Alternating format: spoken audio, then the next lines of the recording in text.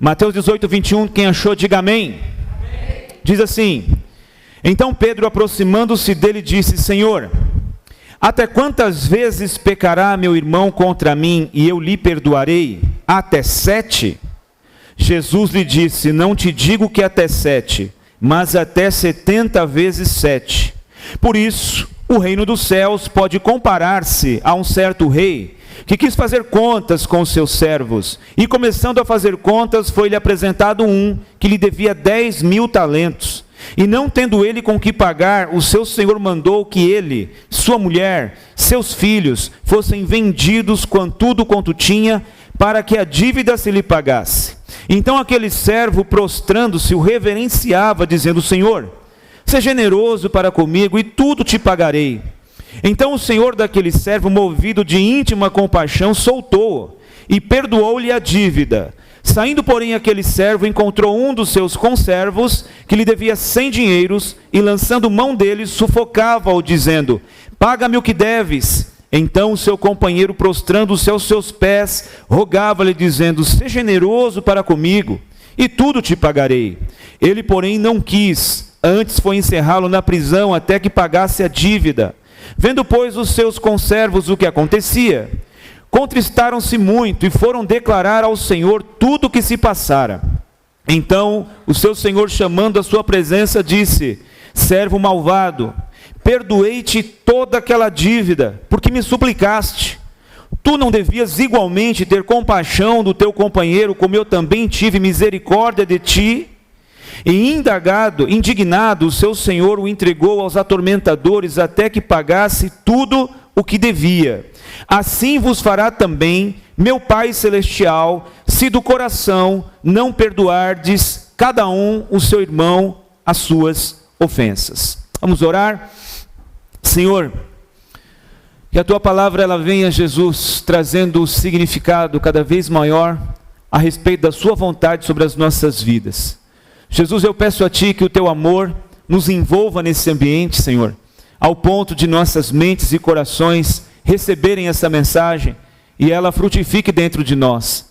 Pai, nós sabemos que temos dificuldade nesse assunto a ser tratado. Que o Senhor nos ajude mais uma vez com a tua palavra e que um grande milagre possa acontecer no meio de nós, dentro de nós, por causa do seu amor e da sua misericórdia. Amém e amém. Antes de eu pregar, alguém pode desligar esses ventiladores aqui do teto? Por favor, Luiz. Não sei se tem alguém com tanto calor assim, né? Alguém que deve estar na menopausa, na andropausa. Eu não sou. Então desliga o central, por favor. Meus irmãos, antes de eu começar no texto, uma verdade, porque eu vou falar de perdão, né? Vocês já viram no texto que o nosso assunto hoje é 100% doutrinário e repetitivo, talvez, mas necessário. E eu, como pastor de uma igreja séria, não posso me furtar de falar desse assunto com uma certa constância. Ele é sempre mencionado nas pregações que fazemos aqui, tanto eu como o pastor Luiz, os irmãos que pregam, mas vez ou outra a gente tem que enfatizá-lo com mais ênfase, até porque a questão do pregar a palavra, a essência disso é você botar um prego na parede. Então, quando você está pregando a palavra, é semelhante a alguém que está colocando um prego na parede. Dependendo da espessura, da resistência da parede e do martelo que você tem, você vai ter que usar muitos golpes para poder colocar o prego lá. Então, mais uma vez, a gente vai martelar sobre esse assunto e espero que ele entre em nosso coração de uma forma poderosa. Uma verdade sobre princípios de Deus. Uma verdade. Porque parece que os cristãos atuais, os evangélicos, as pessoas que frequentam a igreja evangélica, elas não entendem muito essa máxima de princípios. Elas entendem um pouco mais os atalhos. Ou seja, como é que eu faço para Deus me abençoar? Eu tenho que ir 7 dias seguidos em tal lugar? Na igreja A ou na B? Como é que eu faço para Deus me abençoar? Eu tenho que trazer uma pessoa na minha casa para orar e expulsar os demônios? Como é que eu faço para Deus me abençoar? E por aí vai uma centena de atalhos que a gente poderia abençoar, ou a mencionar. Mas para Deus nos abençoar, a gente tem que entender princípios. Porque Deus jamais age fora dos seus princípios, que Ele próprio estabeleceu. E essa é a grande questão aí da coisa. Quando a gente não conhece os princípios, ou quando conhece, mas não quer viver, não adianta buscar atalho. Então, uma verdade sobre isso, se eu perguntar aqui, por exemplo, quem quer mais de Deus, por exemplo, mais da sua presença, mais da sua graça, mais da sua sabedoria, mais do seu poder, enfim, quem quer mais de Deus? E eu pedisse para você levantar a mão, talvez ninguém ficasse com a mão abaixada. Todos nós queremos mais de Deus. Só que normalmente, antes de querer mais de Deus, nós precisamos começar a fazer aquilo que já sabemos que é a vontade de Deus. E não propriamente querer saber o que mais Deus tem para nós. Sempre que nos aplicamos a fazer o que já sabemos que é a vontade de Deus, temos maior facilidade para compreender o que mais Deus tem para nós. Ou seja, antes de desejarmos entrar na faculdade da carreira cristã, é necessário ser alfabetizado na fé em Jesus. Então, antes de querer mais de Deus, a gente tem que fazer um apanhado daquilo que a gente já sabe, e falar assim, será que eu estou fazendo já? Porque a gente já sabe um bocado de coisa. Então, antes de falar, Senhor, eu quero mais de Ti, eu quero mais de Ti. Aí ele pergunta, filho, você já começou a fazer aquilo que você já sabe? Porque se nem aquilo que você já sabe, como a gente brinca, está careca de saber, uns mais, outros menos. Qual é a minha vontade nisso, e você não começou a fazer ainda, como é que você está me pedindo mais? Então essa é a verdade sobre princípios de Deus. O nosso assunto é perdão. Eu vou entrar no texto daqui a pouco.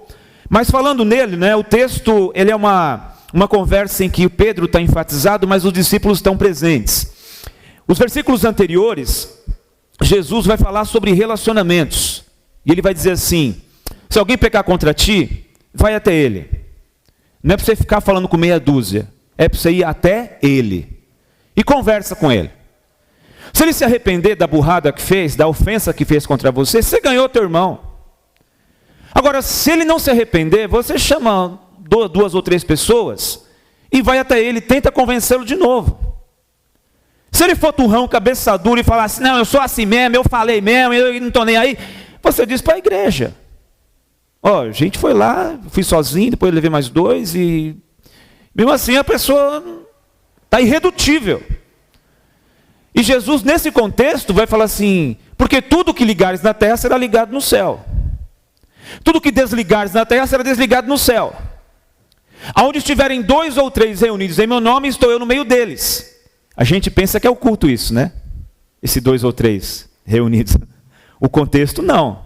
Embora quando a gente vai cultuar Deus, pode ter 2, pode ter 3, pode estar sozinho. Deus está lá. Agora, quando essa frase é dita por Jesus, aonde estiverem 2 ou 3, aí estou eu no meio deles, está dentro de um contexto. Os versículos não se descolam e saem andando sozinho da Bíblia.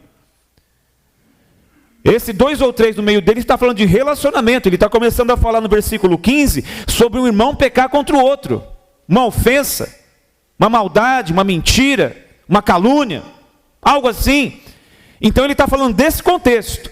Aí o Pedro entra na conversa e diz, Senhor, até quantas vezes eu tenho que perdoar alguém, ou um meu irmão, um próximo, e eu tenho que perdoá-lo e ele peca contra mim e eu perdoo ele de novo, até 3 vezes, Senhor? Um judeu, quando era top, quando ele era bom de perdão, 3 vezes.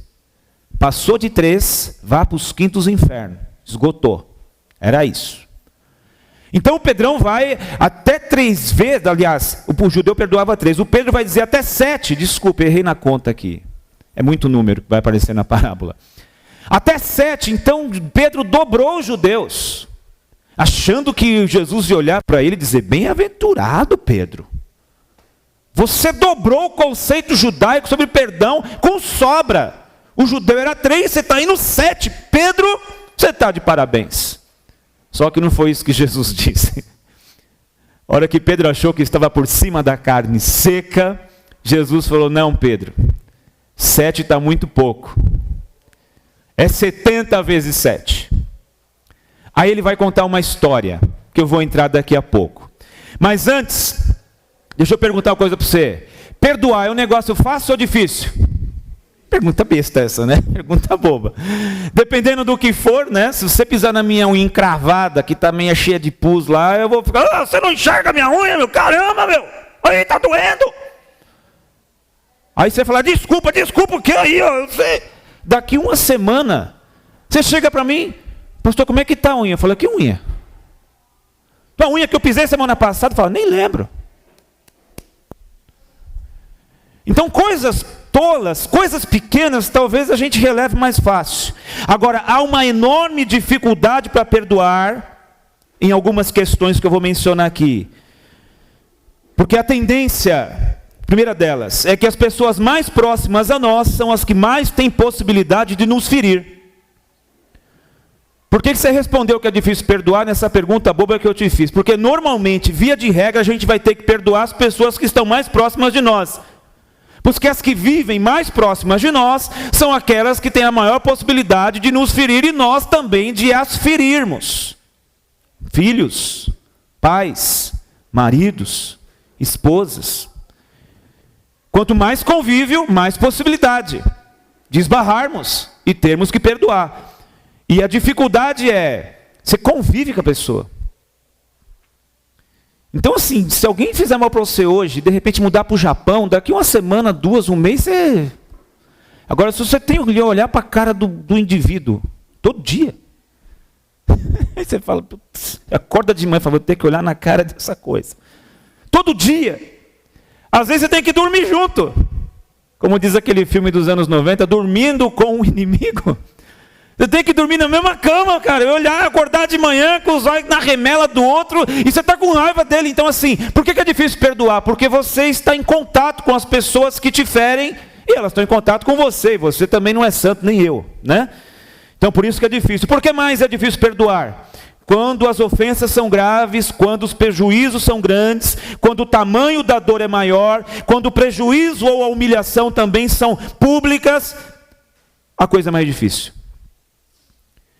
Quando a ofensa é grave, quando o prejuízo é grande, quando o tamanho da dor é maior, quando o tamanho da humilhação, talvez até pública, é mais difícil perdoar. Por que é difícil perdoar? Porque isso mexe com o nosso orgulho. Aí você diz, pastor, mas eu não sou orgulhoso, eu sou tão humilde. Sei, Jesus está vendo. Perdoar na mentalidade comum parece sinal de fraqueza. Parece que você está se rebaixando a quem te ofendeu. A gente não diz isso, mas está no subconsciente do nosso orgulho. Então, quando você vai ter que perdoar alguém, parece que você está se rebaixando, parece que você está ficando por baixo, parece no popular que você é trouxa. É aí que mexe com o nosso orgulho. Por isso que às vezes é duro perdoar, por isso que é difícil perdoar. Por que é difícil perdoar? Além do orgulho, porque normalmente perdoar não repara o dano causado. Amém, gente? Via de regra, quando se perdoa alguém, o dano já foi feito. Lembra daquela historinha do homem que contou uma calúnia sobre o filho de uma pessoa da igreja? E foi uma calúnia brava, e a coisa se espalhou, se tornou pública, foi uma vergonha para a família. Então o pai do garoto adoeceu, foi parar no hospital, a pressão foi lá em cima, aquela coisa toda. Aí esse indivíduo que lançou essa palavra, essa mentira, essa fofoca mentirosa, se arrependeu e foi lá no hospital. Subiu lá no 10º andar. Chegou lá, sorriu, aquele sorriso amarelo, e olha, me desculpa, era mentira mesmo, fui eu que comecei essa história, fui eu que inventei isso, fui eu que postei, fui eu que fiz. Aí o homem na cama disse, tá, eu vou tentar perdoar. Mas faz uma coisa, pega esse travesseiro aí, era um travesseiro de pena. Abre o zíper, ele abriu. Enche a mão com um punhado de pena, ele encheu. Joga pela janela, ele jogou. Agora pega o elevador e tenta pegar essas penas uma por uma, ver se você consegue. Então, às vezes, perdoar não repara. Por isso que a gente é duro de perdoar. Porque se reparasse, talvez a gente falasse, bom, já que vai ficar tudo como era, já que vai vir tudo para o lugar, já que o dano moral, o dano físico, o dano financeiro, seja qual for o dano, vai voltar para o lugar, então está perdoado, não tenho mais nada contra você. Mas perdoar normalmente não repara o dano. Por que é difícil perdoar? Porque porque às vezes nós somos até um pouco mais calejados para assimilar os golpes contra nós mesmos. Mas quando algo é feito contra alguém que nós amamos, principalmente os nossos filhos, ou os nossos pais, aí a gente endurece. Mexer comigo, pastor, até pode mexer, mas agora mexer com meu filho, pô! Aí a gente endurece, aí a gente enrijece. É assim ou não é? Não vai somando essas coisas, da dificuldade em perdoar? Tudo isso vai se somando. Bom, eu trouxe algumas razões da nossa dificuldade em perdoar. E vamos falar um pouco da questão bíblica sobre o perdão. É uma questão de escolha. Diga comigo, perdoar é uma escolha. O perdão é uma questão de escolha. Antes de alguém dizer, pastor, você não sabe o que me fizeram, eu vou repetir, perdão é uma questão de escolha. Mesmo que o perdão lá dentro do coração ainda não seja instantâneo, imediato, a escolha e a iniciativa de perdoar precisa ser imediata. Deixa eu exemplificar para você. Imagine que eu faço algo contra você, que eu te ofendo, que eu fico bravo e falo alguma bobagem, ou te ofendo profundamente. Aí você entendeu aquilo que está sendo pregado hoje. Aí você hoje diz assim, Senhor, eu quero perdoar o pastor Jair, eu quero perdoar. Mas lá dentro, talvez não tenha sido instantâneo ainda, foi só a boca. Mas a decisão já foi tomada. Porque perdoar é uma questão de escolha. Então você escolhe perdoar. Você não espera vir o sentimento. Eu já disse algumas vezes aqui também, que às vezes eu me ajoelho para orar e falo, Deus, eu quero perdoar tal pessoa, eu quero que o Senhor me ajude. Porque eu estou dizendo para o Senhor, eu perdoo tal pessoa, mas o Senhor sabe que aqui dentro está assim, eu quero que ela morra.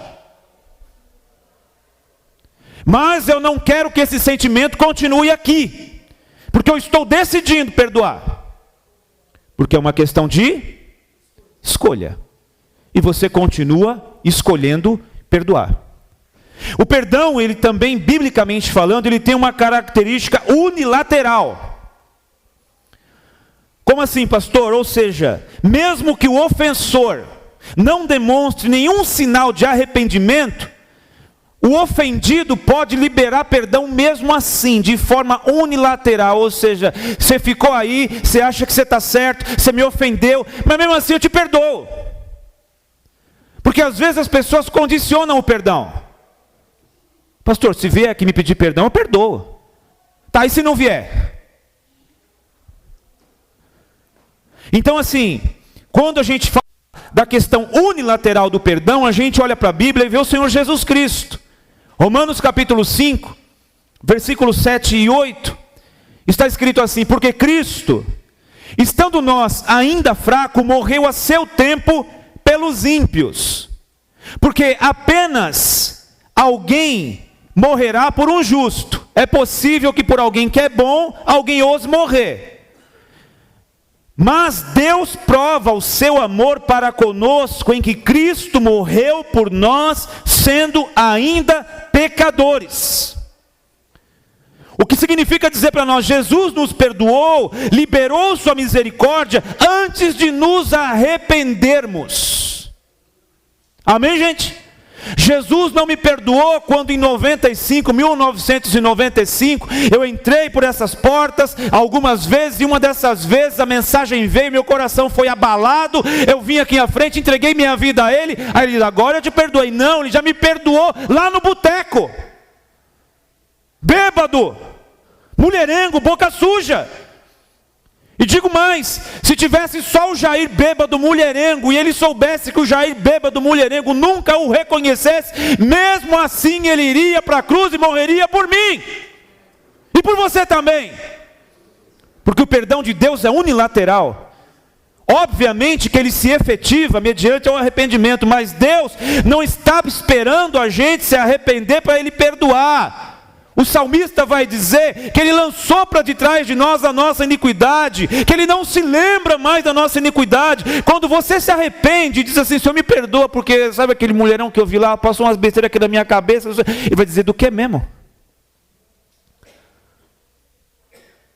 Ele não vai falar, meu, você é safado mesmo, hein, cara? Isso não tem jeito mesmo, hein? Não, ele vai... Quando a gente se arrepende, vai falar com ele, o texto diz até metaforicamente, simbolicamente, que ele não se lembra mais. Ele vai falar do quê? Porque ele não fica lá fazendo contas do que a gente está fazendo. E quando a gente se arrepende, já está apagado. Amém, gente? É isso que Jesus quer nos ensinar, e o cristianismo se move por esse princípio. Então, outra questão, o perdão também é uma questão de bom senso e de inteligência espiritual. Além de uma escolha, é uma questão de bom senso. Inteligência espiritual. Veja se você concorda comigo. Marcos 11, 25 diz assim: quando estiverdes orando, Marcos 11, 25, perdoai se tendes alguma coisa contra alguém, para que o vosso Pai, que está nos céus, vos perdoe as vossas. Mas, se vós não perdoardes, também vosso Pai, que está nos céus, não vos perdoará as vossas ofensas. Então, quando a gente olha para um texto desse, com o mínimo de bom senso e inteligência, a gente vai entender o seguinte: bom, se eu não perdoar, eu também não sou perdoado. O bom senso e a inteligência espiritual está dizendo assim: mesmo que eu não tenha gostado, mesmo que eu esteja chateado, mesmo que eu esteja magoado, eu tenho que tomar a decisão de perdoar. Porque vai fazer muito mais mal para mim do que para quem me ofendeu. Ou seja, se eu já estou meio mal porque aconteceu alguma coisa que alguém fez para mim, cara, se eu não perdoar, eu fico mal com Deus, eu pioro muito mais a coisa. É uma questão de inteligência, de bom senso, gente. É uma questão de pisar no orgulho, é uma questão de tomar as escolhas certas, é uma questão de entender que o Evangelho requer isso de nós, embora não seja fácil, dependendo do que aconteça, mas é inteligência espiritual, é bom senso. Pois se eu guardar uma mágoa no meu coração, eu serei prisioneiro da pessoa que eu estou nutrindo essa mágoa. Estarei num cabresto espiritual, numa masmorra espiritual. Essa pessoa estará sempre controlando minha mente e minhas emoções. Você senta para tomar café, ela senta junto, embora ela esteja em outro lugar. Você pega uns dias de férias e vai para um lugar bonito. Aí você senta no restaurante, pergunta o nome do garçom, é justamente o nome do dito cujo. Você fala: que desgraça, pô. Não é possível. Aonde você vai, ela está te seguindo. Está numa conversa com amigos, e conversa de cá, conversa de lá. Aí alguém menciona um assunto, o assunto tem tudo a ver com aquilo que aconteceu com você. Você já associa e já vem aquele gosto amargo na boca. Hebreus 12, 15 está assim: tendo cuidado de que ninguém se prive da graça de Deus, e de que nenhuma raiz de amargura brotando vos perturbe, e por ela muitos outros se contaminem, porque a coisa é até contagiosa. Então assim, tendo cuidado que ninguém se prive da graça de Deus. Por isso que é inteligência e bom senso, irmãos. Alguém que vai orar e sabe que Deus não vai ouvir, não é inteligente e não tem bom senso. Sim ou não? Ou seja, se eu estiver retendo e falando assim: não perdoo, porque eu não quero saber, porque eu tenho sangue de espanhol. O meu é de espanhol misturado com alagoano. Olha uma mistura terrível que tem. Peixeira com espanhol, que é uns bichos com paeja. Olha a mistura que deu aqui. Eu não vou perdoar porque eu tenho sangue de espanhol. Vou perdoar porque foi com meu filho, com a minha filha. Eu não vou perdoar porque foi isso. Eu não vou perdoar. Tá, aí você vai orar e Deus não vai ouvir. Você vai ofertar, Deus não vai receber. Você vai adorar, sua adoração vai ser só palavras e música jogada ao ar. Então assim, é uma questão de bom senso, de inteligência espiritual. Então, essa raiz de amargura, que às vezes as pessoas resolvem alimentar, é semelhante a beber um copo de veneno, esperando o outro cair duro lá. Então, quando eu decido não perdoar, eu estou tomando um copo de veneno e fico olhando para ver se o outro vai cair. Quem é que vai cair? A vida do outro vai seguir. E se a gente não entender isso, a nossa vida é que para. Espiritualmente para, ministerialmente ela para. A única maneira de ser livre, gente, é perdoar. A única maneira de estar livre desse fardo pesado é perdoar. Quer ser feliz por um momento? Vingue-se. Quer ser feliz a vida inteira? Perdoa. Quer ser feliz por um momento? Diga poucas e boas. Fala tudo que está em tala. Descarrega o caminhão. Faz mesmo. paga na mesma moeda, olho por olho, dente por dente, vai causar uma satisfação momentânea. Eu vinguei, lavei minha honra. Só um instante. Quer ser feliz a vida inteira? Perdoa. Uma questão de escolha, uma questão de bom senso. Inteligência espiritual. O perdão é divino. O perdão genuíno, ele é divino, ele não é humano. Portanto, se é divino, ele tem a ver com algo milagroso. Então, como eu disse, uma unha encravada, um esbarrão no metrô, 10 conto que alguém te pediu emprestado e não pagou, tudo isso, gente, facinho. Mas coisas mais pesadas, coisas mais difíceis, a gente não consegue sozinho. Porque o perdão verdadeiro não está com o ser humano. Ele vem do céu. Então, se ele é divino, não é um ato natural. Ele jamais acontecerá dentro de nós de forma espontânea. Vai ser uma guerra intensa, uma luta travada entre a carne e o espírito. Em síntese, precisamos da ajuda do Espírito Santo para perdoar.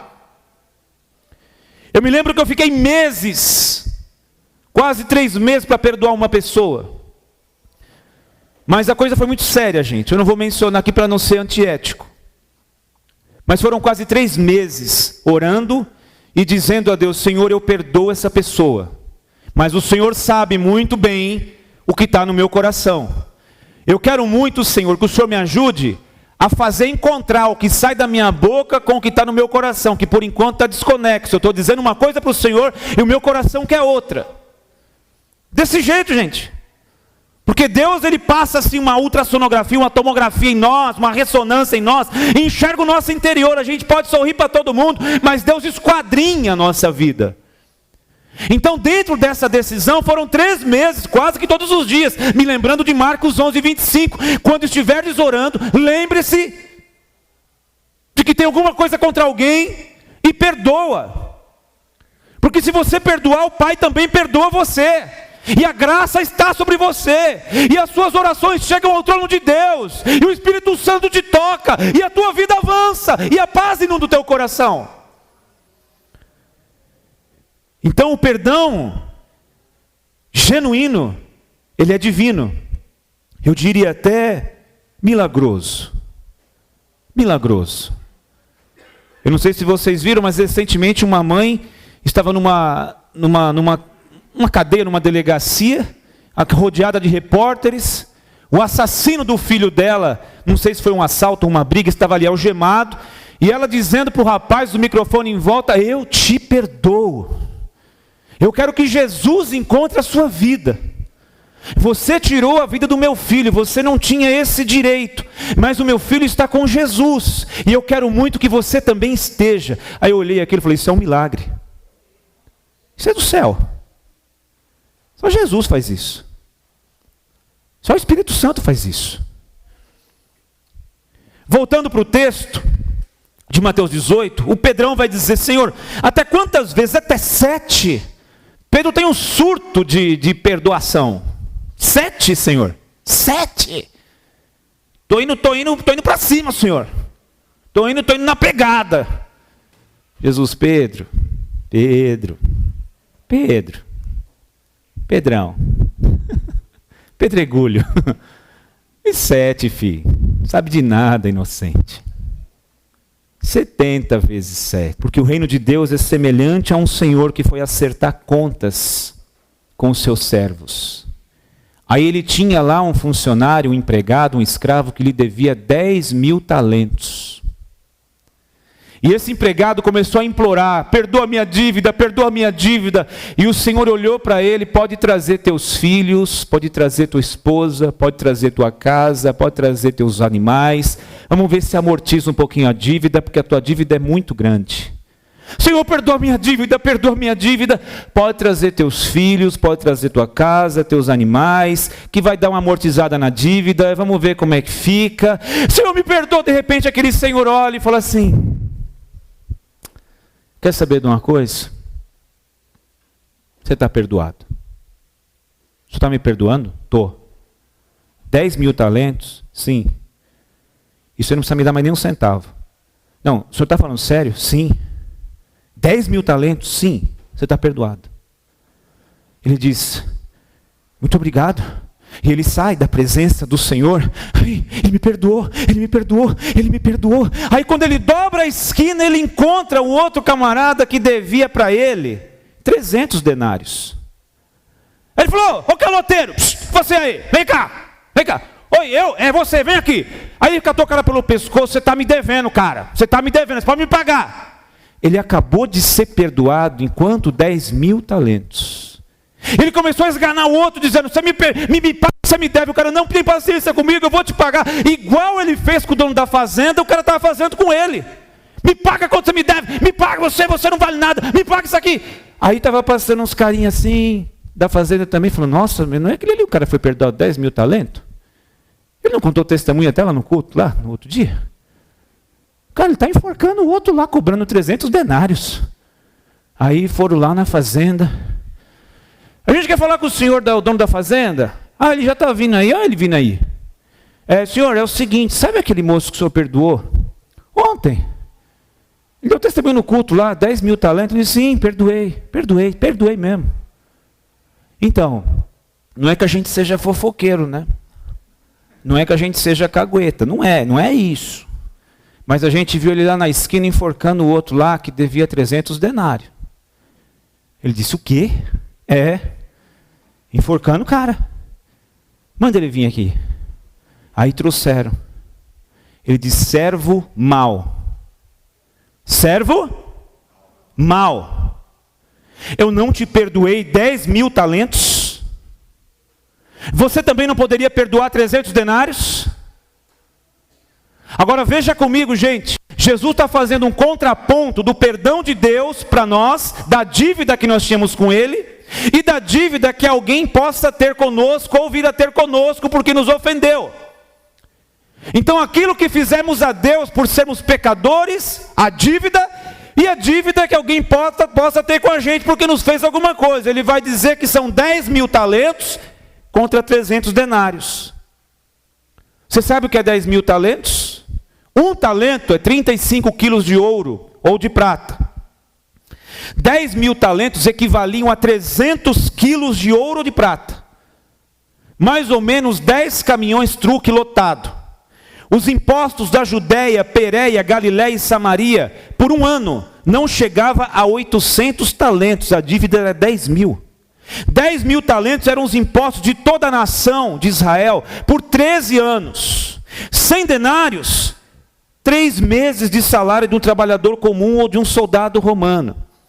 Então 10 mil talentos era 150 mil anos de trabalho.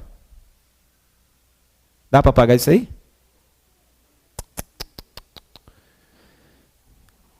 Jesus faz esse contraponto da dívida que nós temos, que nós tínhamos com Ele, e da dívida que alguém pode ter conosco, em termos de ofensa, em termos de pecado, em termos de engano, em termos de seja do que for. Então Jesus quer que a gente desenvolva um caráter perdoador, disposto a perdoar, predisposto a perdoar, como é o caráter de Deus. Então assim, perdoar tudo, diz Tomás de Aquino no século XIII, perdoar tudo de todos em todo tempo é a base de um caráter cristão na mais pura essência de Jesus Cristo. Perdoar tudo, de todos e em todo tempo é a base de um caráter cristão na mais pura essência de Jesus Cristo. São Tomás de Aquino, século XIII. Então assim, irmãos, a gente tinha uma dívida de 10 mil talentos. Porque às vezes a gente diz assim, eu aceitei Jesus lá em tal dia, tal. Gente, a gente só aceitou porque Ele quis. Porque o dia que eu entreguei minha vida a Jesus, você só entregou porque Ele quis que você entregasse. A Bíblia diz que o Espírito Santo é quem nos convenceu do pecado, da justiça e do juízo. Por que as pessoas que a gente ama, algumas delas que a gente talvez tenha visto até hoje na hora do almoço, não se convertem, não querem saber de Deus, porque o Espírito Santo não as convenceu? Não é porque elas não querem Deus, irmãos, a gente também nunca ia querer se Ele não fizesse algo conosco. Não fostes vós que escolhestes a mim, eu vos escolhi a vós. O João vai dizer, porque o João lá na frente, quase com 90 anos de idade, ele entendeu, nós só o amamos porque Ele nos amou primeiro.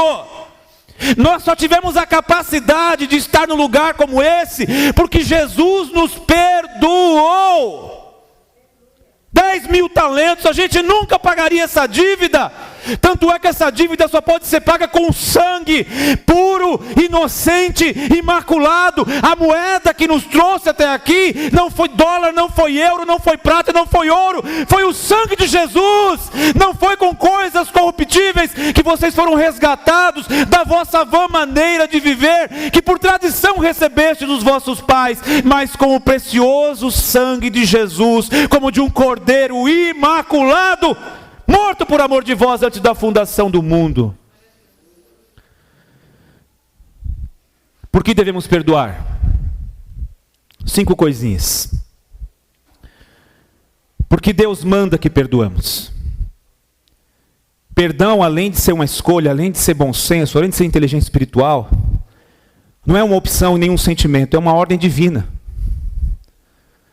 Deus manda perdoar, porque sem a disciplina do perdão, somos engolidos pela arrogância e pela presunção. Então, Deus manda perdoar, porque sem essa disciplina somos engolidos pela arrogância e pela presunção. Não perdoar aos outros agride a santidade de Deus. Às vezes a gente se equivoca demais, a gente demoniza um crente que de repente a gente fica sabendo que ele ainda fuma depois de 10 anos de crente. Aí você fica... Na bombinha. Porque você viu um crente que é tão crente e tal, e ele fuma. Aí a gente se horroriza, porque você viu uma foto no Facebook, tem umas mesas lá com as manguaças, a gente diz...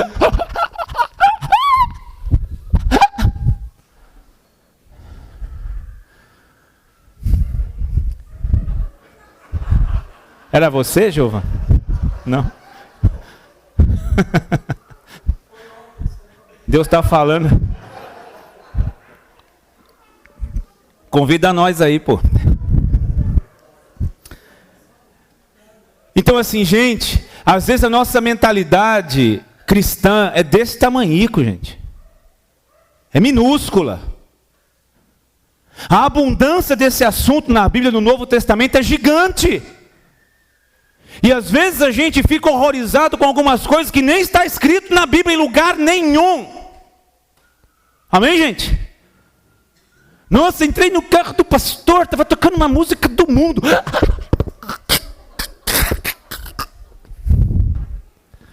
A gente demoniza coisas, cara, que... E assim... E aí alguém faz alguma coisa para nós, e o coração está lá, ficando cada vez mais duro, e eu não olho na cara dessa pessoa. Não senta comigo. Se ele for, eu não vou. Se estiver, eu não estou. Quem vai estar lá fulano então? Gente, eu já disse para vocês aqui que eu fui levado ao pastorado sem ser discípulo de Jesus. Porque tem uma diferença. O caminho discipular ainda não estava acontecendo na minha vida em 2006, quando meus líderes colocaram a mão na minha cabeça e me levaram ao pastorado.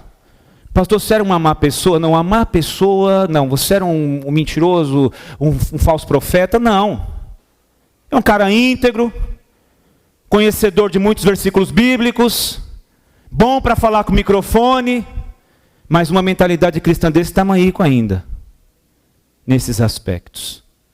Quando eu comecei a entrar pelo caminho discipular, quando eu comecei a ler a Bíblia com mais cuidado, quando eu comecei a parar de descolar os textos e fazê-los sair do seu contexto, e ver o que realmente Jesus quis dizer, irmãos, foi ficando tão bonita a vida, né? Foi ficando bonita a vida. Pensa num cara que é pastor, com agenda cheia para pregar em tudo que é lugar, líder da banda de música da igreja há anos, mas que não ia em alguns lugares porque não queria ver algumas pessoas. Olha que bonito. Não era desonesto, né? Não batia na mulher, mandava ela para alguns lugares longe, mas bater nunca, né? Assim, então assim, cara, mas não queria estar com algumas pessoas. Eu me recusava a estar com pessoas da família. Eu contei para vocês da profissão do rapaz que casou com a minha sobrinha, né? Tá filmando, né? Corta essa parte. Vai que eu apareço aí com a boca cheia de formiga. Quem vai estar aí, mãe, no dia das mães? Vai estar fulano, Beltrano, tá. Então tá bom, o senhor almoça com eles aí, de noite eu levo as meninas, a gente come pizza, tá? Como é que eu vou sentar com um camarada que explode coisa?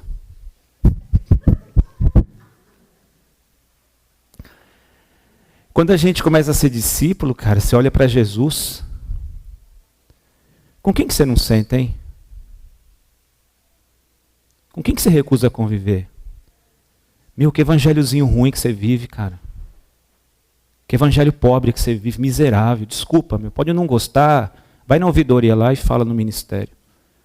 Mas que evangelhozinho ruim que você vive quando você se recusa a conviver com pessoas. Quando você se recusa a olhar para pessoas.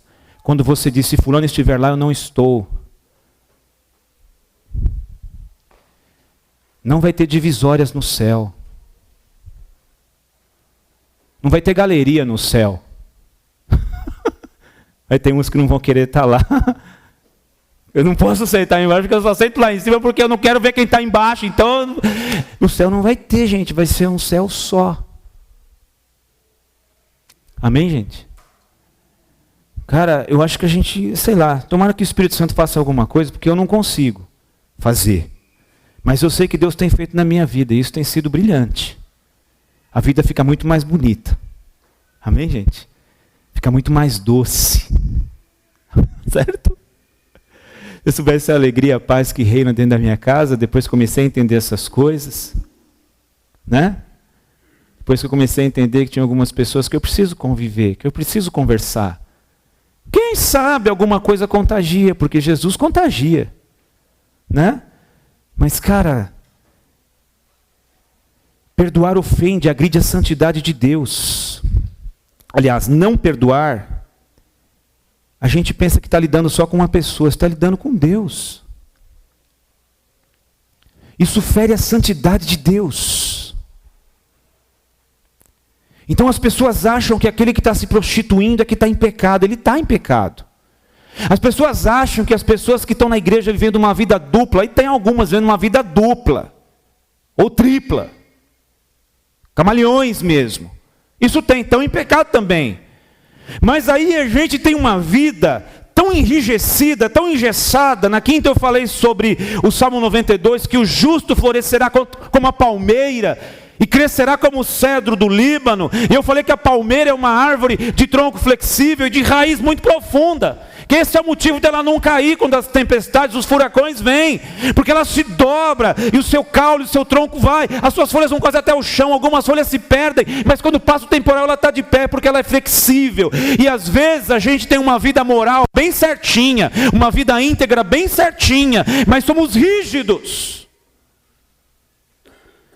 Vai quebrar um dia. Pode quebrar a qualquer momento.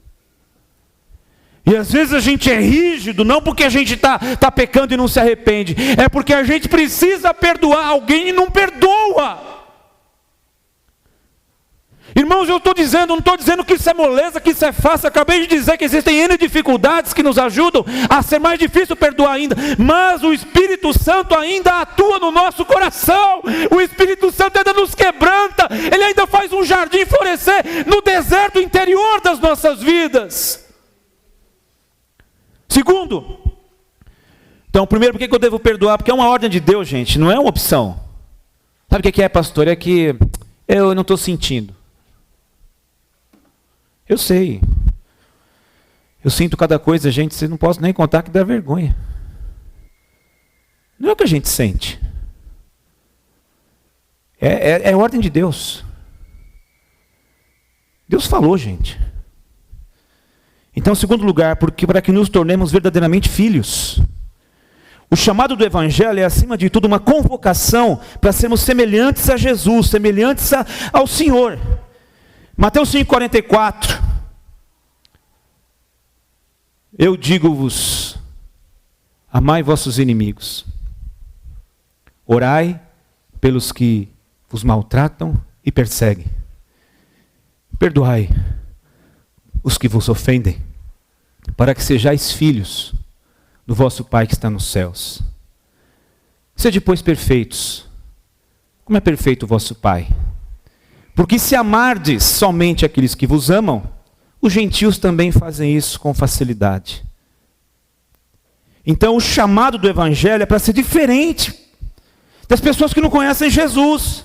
A sociedade sem Cristo não sabe perdoar porque não tem parâmetros divinos, precisamente porque não tem como Deus como referência. Então aí fora as pessoas não têm parâmetros divinos, elas não consideram isso aqui como sagrado, elas não entendem isso aqui como verdade, então elas não têm Deus como referência, por isso elas optam pela vingança, pelo acerto de contas, mas isso não deve acontecer com os filhos de Deus.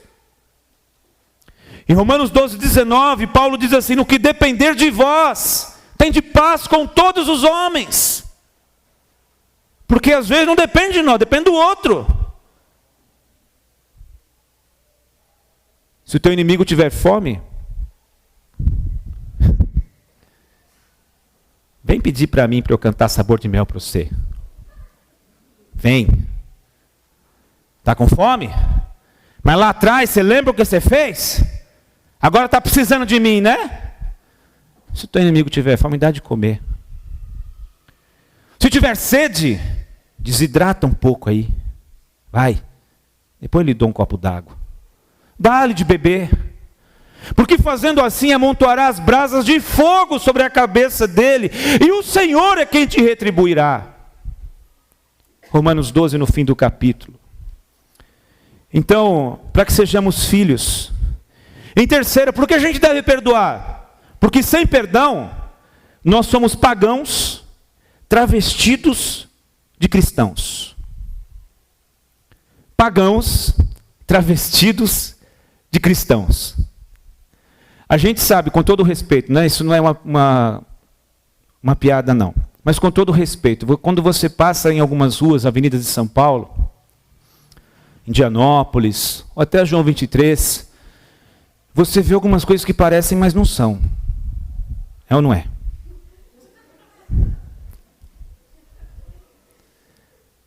E algumas parecem mesmo. Mas se você apalpar, você vai ver, não é. Não, achei que era, mas não era. Porque está travestido. Porque está tentando aparentar aquilo que na essência não é. Ou seja, é um homem na essência, mas está travestido como uma mulher. Às vezes nem está travestido, está quase despido. Mas na essência é um homem. Então assim, porque sem perdão, nós somos travestidos, gentios, travestidos de cristãos, pagãos, com uma veste de cristão. Na essência, se for apalpar, não tem um cristão ali. Tem um pagão. Tem um descrente. Que frequenta todas as programações de uma igreja evangélica. Às vezes que tem uma voz bonita. Que fala bem. Que canta bem. E que carrega as coisas. E ajuda na igreja. Mas está travestido. Quando você vai apalpar, não tem um cristão ali. É só a capa, é só o verniz. Jesus disse: vocês amam somente aqueles que vos amam. Vocês esperam de Deus alguma recompensa? Se vocês falam somente com os seus amigos, o que vocês estão fazendo demais? Até os pagãos fazem isso. Sejam perfeitos em amor, assim como é perfeito o Pai de vocês que está nos céus. Mateus 5:45. Quarto lugar, por que a gente deve perdoar? Porque se não perdoarmos, também não teremos nossas ofensas perdoadas. Mateus 6,14, ele está falando do Pai Nosso.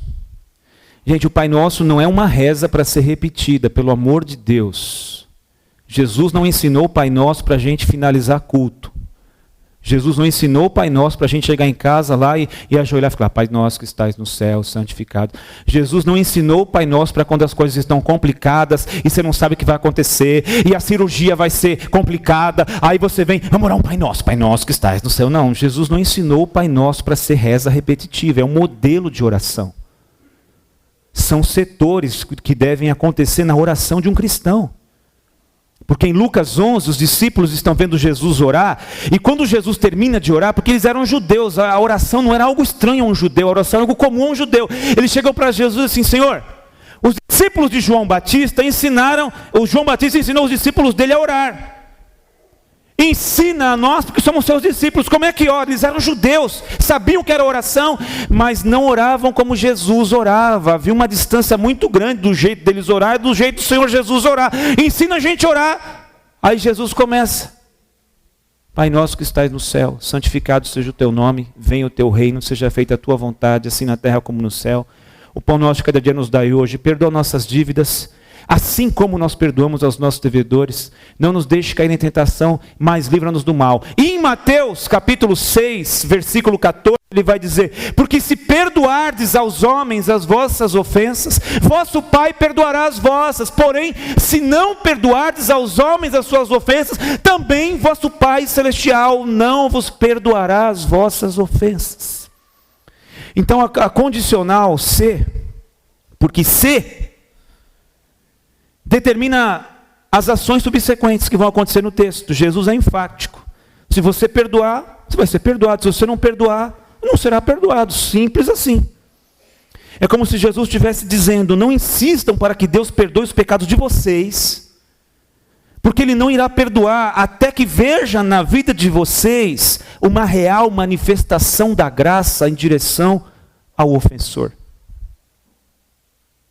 Amém, gente? E não adianta buscar atalho. Eu vou lá na Celso Garcia porque eu preciso receber alguma coisa.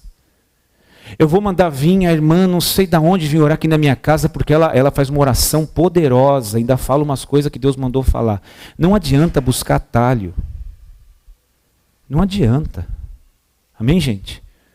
Outro dia eu estava dando um aconselhamento lá, e a pessoa estava falando das coisas que estavam acontecendo na família, no casamento, e aí ela falou assim, então, a fulana falou que a gente tem que fazer aqui, lá na minha casa, pastor, a gente tem que fazer 7 dias lá de oração. Falei, quem falou? Fulana, daqui da nossa igreja. Eu falei, meu Deus do céu, acho que eu vou me matar. Tá, o que está acontecendo lá? Mas conta mais detalhes. É porque é assim, porque é assim, porque é assim, porque é assim. Falei, tá, vamos começar a melhorar isso aqui sem fazer 7 dias? Para de gritar com seu marido. Ô pastor, como assim? Para de gritar com ele. Fala com educação. Fala baixo. Aí pastor, se eu falo baixo, ele não me ouve. Ele começou a gritar comigo também. Eu falei, mas eu ouço, calma, eu ouço. Então, se as pessoas não querem viver o princípio, gente, querem as bênçãos de Deus, querem ficar rica, querem ganhar bem, querem saúde perfeita, mas não querem viver o princípio, aí querem um atalho, vamos fazer 7 dias aqui que vai melhorar. Se continuar fazendo besteira, não melhora nada, não muda nada. Amém, gente? Aí eu vou falar com o maridão lá, na outra semana. E aí, vocês resolveram ou não fazer os 7 dias? Não, pastor, você falou com ela, a gente não vai mais fazer não. Falei, então vamos lá, e aí? Aí começou com as queixas e tal, não sei o que lá, não sei o que lá. Falei, tá bom. Começa ajudando a lavar essa louça. Ah, pastor, pô, a gente trabalha, chega tarde, não sei o que lá. Tá, ela também trabalha. Uma das queixas dela é que ela tem que fazer tudo. Pastor, mas essas 2 semanas ela está de férias, aumentou o trabalho dela. Amém, gente? Se está em casa, triplicou o trabalho, porque aí não tem mais hora de entrar nem hora de sair. A minha, da 11 horas da noite, a máquina está funcionando, é roupa no varal, esquentando não sei o que para no dia seguinte. Eu falo, caramba, essa mulher não para. Aí a gente diz assim, não, eu chego cansado, não sei o que lá. Tá, então faz 7 dias para ver se melhora. Não vai melhorar. Aí está dizendo que ela é frígida, que ela não te ama, que ela não faz umas coisas legais. Tá, começa a lavar essa louça aí, começa a dar uns tratos, aí você vai ver como fica mais doce. Amém, gente? Porque está sempre com dor de cabeça, lógico, poxa. Ao invés de você fazer uma massagem nos ombros dela, você diz para ela tomar um Dorflex? Quadrúpede. Não disse isso, não disse, só pensei. Então assim, se a gente não vive o princípio, gente, não adianta. Então veja bem, Jesus está dizendo aqui sobre o perdão, que é o princípio. Quinto lugar, por que devemos perdoar? Para que a gente não seja vencido por Satanás. A ausência do perdão é uma porta aberta para o diabo.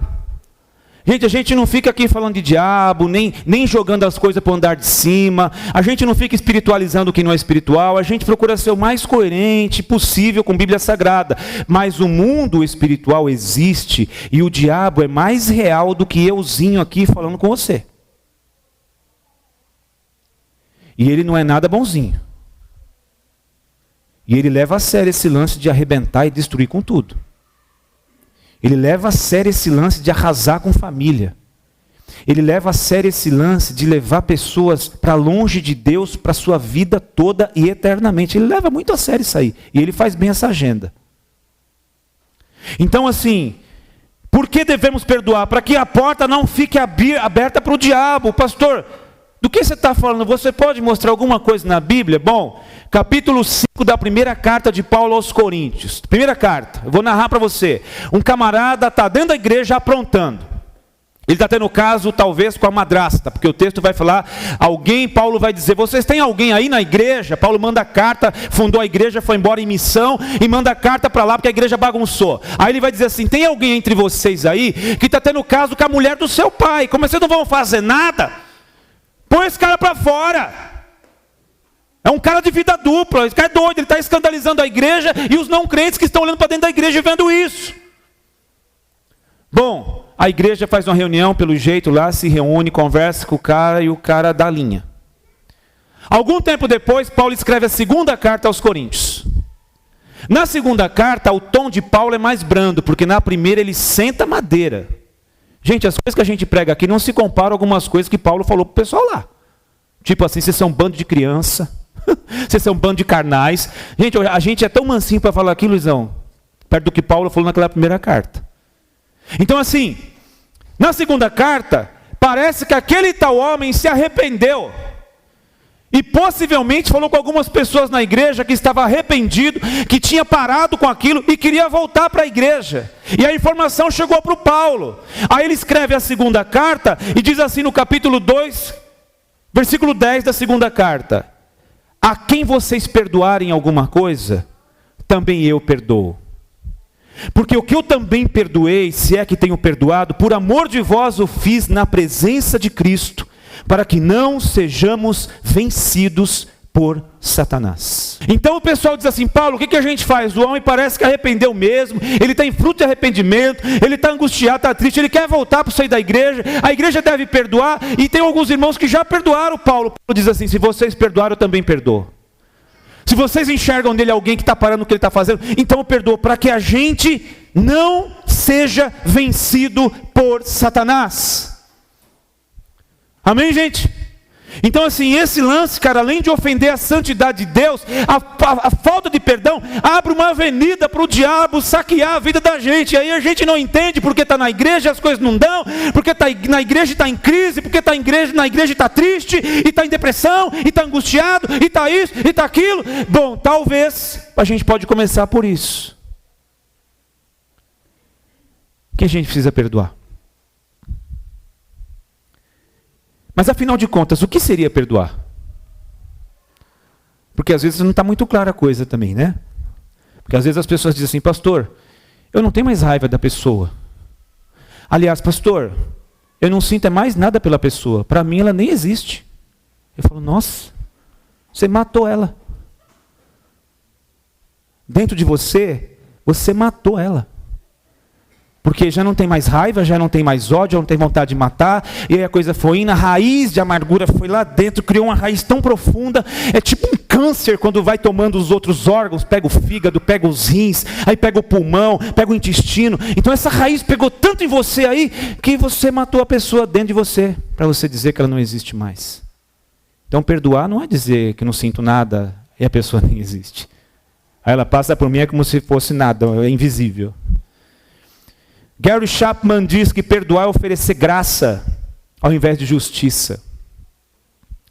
Perdoar é oferecer graça ao invés de justiça. Perdoar é você lembrar, sem sentir dor. Porque quando a gente perdoa, a gente não tem amnésia.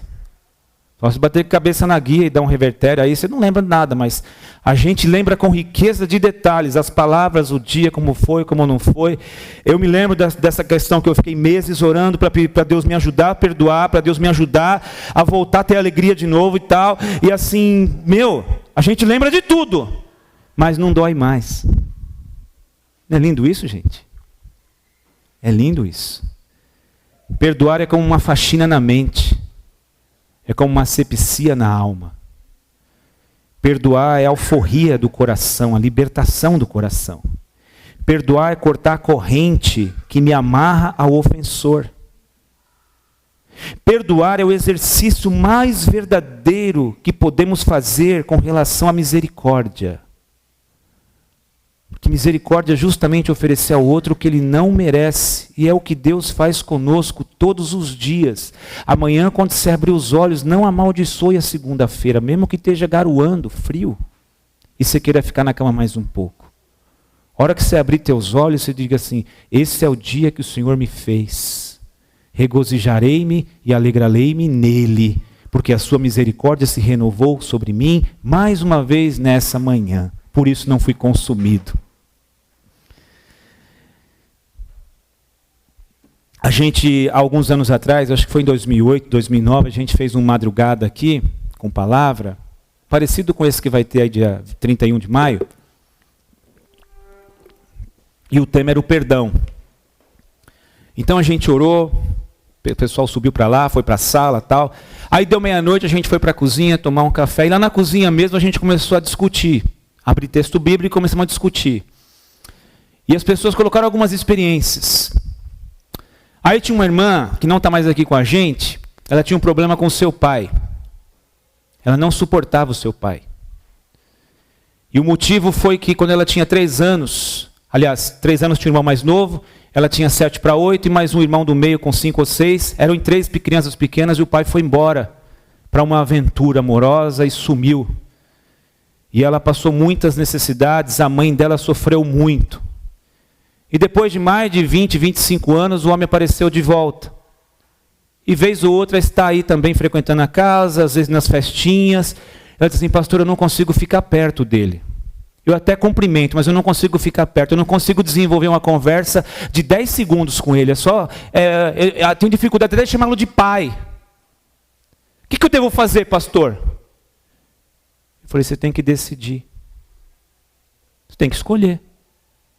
Mas pastor, a gente sofreu muito a infância inteira. Minha mãe sofreu privações. A minha mãe é doente, pastor, porque ela teve que levar tudo sozinha. A gente sofreu despejo, fomos para a rua, caminhão, pegando nossas coisas na rua. Pastor, foi terrível o que ele fez com a gente. Eu falei: tá. Você tem que escolher. Perdoar. E ali o assunto ficou nessa conversa com essa irmã, os irmãos ali também ouvindo, a gente lendo textos bíblicos e falando com ela. E ela parece que saiu decidida daquela sala, daquela cozinha naquele dia. Algum tempo depois, sei lá, uns 2 meses depois, ela me parou depois de um culto aqui e falou: pastor, deixa eu te contar. Ela já veio com os olhos marejados de lágrima. Naquele dia eu decidi perdoar meu pai, pastor. Não aconteceu instantaneamente como a gente comentou, mas eu fui decidindo durante a semana, que nem você falou, no outro dia. Daqui a pouco foi me dando uma paz tão grande, que eu nunca tinha sentido, pastor. Uma alegria. E quando eu vi o meu pai, eu tive a capacidade de abraçá-lo. Ele até ficou meio sem reação, porque depois que ele reapareceu, eu nunca tinha o abraçado assim. E eu passei a conversar com ele. E as coisas que aconteceram, de fato, elas não me machucam mais. Agora, sabe o mais, pastor? O mais legal que aconteceu é que já fazem 3 meses que eu não tenho mais uma enxaqueca, que eu não passava 20 dias, um mês sem ficar pelo menos 1 ou 2 dias. Já perdi até emprego 2 vezes por incapacidade, porque eu ficava trancada dentro de um quarto. Faz 3 meses que eu não tenho mais essa enxaqueca. Eu falei, porque o poder do perdão é extraordinário. Amém, gente? Então, assim, eu quero concluir com algumas perguntas. A quem você precisa perdoar? Ou a quem você precisa pedir perdão? Quando você vai fazer isso? Quanto mais tempo você demorar, mais longe a sua vida está da graça de Deus. A quem você precisa perdoar? A quem você precisa pedir perdão? Quando você vai fazer isso? Quanto mais tempo você demorar, mais longe a sua vida fica da graça de Deus. Essa moça não é a única que teve um problema próximo assim com o pai. Muita gente precisando perdoar a mãe, o pai. Faltou sabedoria, faltou amor, talvez tenha faltado tudo para os seus pais. Perdoa. Perdoa. Demora não. Eu finalizo com o texto de Paulo, Efésios 4:32. Antes, sede uns para com os outros benignos, misericordiosos, perdoando-vos uns aos outros, como também Deus vos perdoou em Cristo Jesus. Amém?